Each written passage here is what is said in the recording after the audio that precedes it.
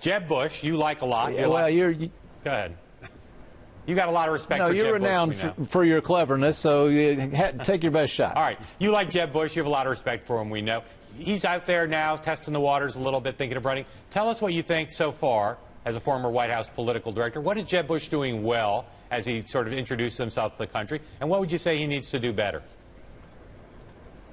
Oh, I'm not going to handicap any one individual. I think it's a good thing for our democracy that there are going to be apparently a lot of alternatives offered, on offer this time. If you want to know what I think thematically and what I hope the priorities for whoever eventually are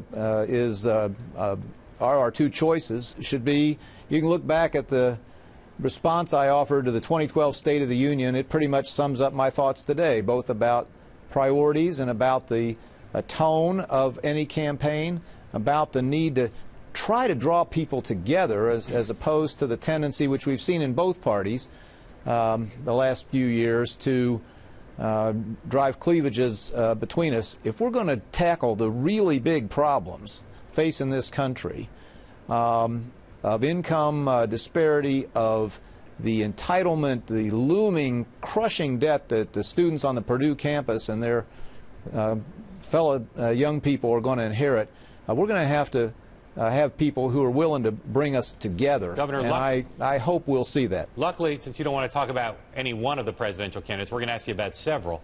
So I'll just ask again.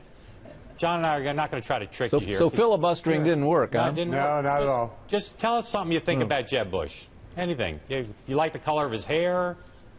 Anything about Jeb Bush? Sure, there's a lot to like. His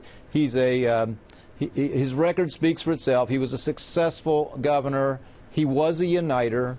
I think it's certainly, if I can speak clinically and say, I think it's a great positive that he understands intimately and personally much about Hispanic life in this country, Latino life, and of course is fluent in Spanish himself.